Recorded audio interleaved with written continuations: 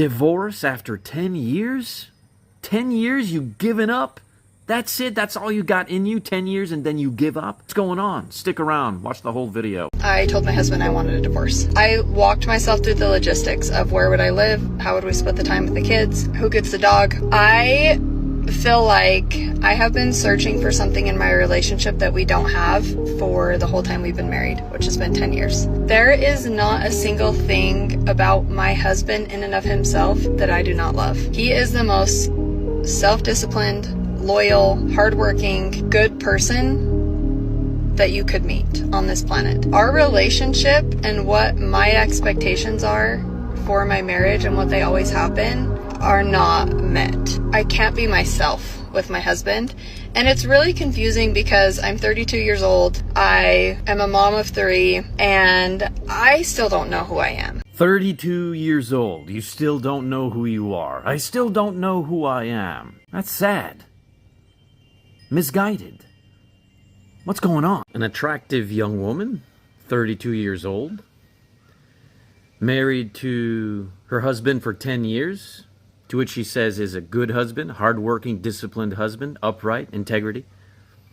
But somehow, she just doesn't feel like herself with him. And that's the problem we have in our generation and culture, isn't it? It's always been around, but more so now seen publicly displayed without shame, it seems. The entitlement, the lack of sacrifice and thoughtfulness and selflessness. No, now it's about selfishness. What I want. What I want. I've not been able to have what I want in 10 years. So, I'm going to ruin a good marriage, cause chaos and disorder that will have ancestral consequences, damage unrepairable to the minds of our children.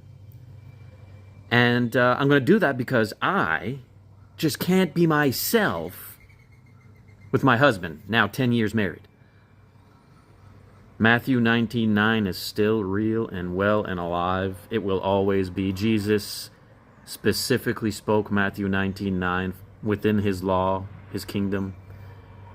That's the legal portion of things. Aside from the legal portion of things, what about a matter of the heart? Where's her love for her children and her husband, who's from her own mouth love her, care for her, disciplined and upright? It's women like that and men like that are the problem. They are the problem. And the problem is because they don't know Jesus.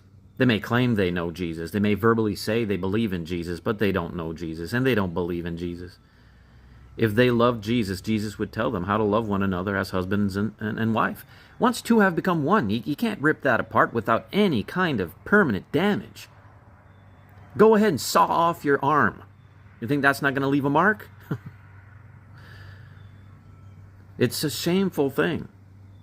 It's a shameful thing. Now, soon, he'll probably be able to divorce her because she will be guilty of porneia, having sexual intercourse with another man somehow, somewheres, because, it'll make her feel more herself.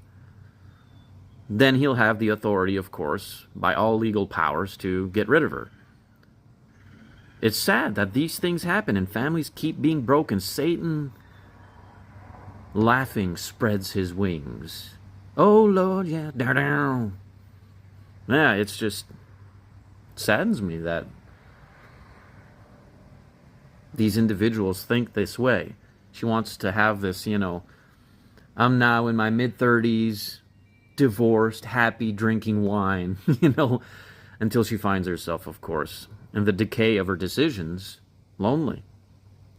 It's sad. Shouldn't be that way. She could find and embrace and ignite a powerful, passionate, romantic relationship with her husband. Learn to communicate. Learn to open up these doors. Find these new venues of adventure and joy and pleasure. Take the holy matrimony and the commitment of its divine institution and explore one another. Sometimes you got to take a break from mama and dada roles, right? The mommy and daddy role. Sometimes you got to go back to husband and wife. You got to take time for that. What do I know? I'm a relic from an ancient age. Yeah. Right? A forgotten shrine. A fool. Not modern to today's progressive ways. Well, for what it's worth, thanks for paying attention. For those of you who have stuck around and listened, well, if you don't mind, subscribe, like, share, drop a comment, participate with it. Helps me and my family put food on the table and keep laboring alongside the East Coast Church of Christ.ca. Peace out.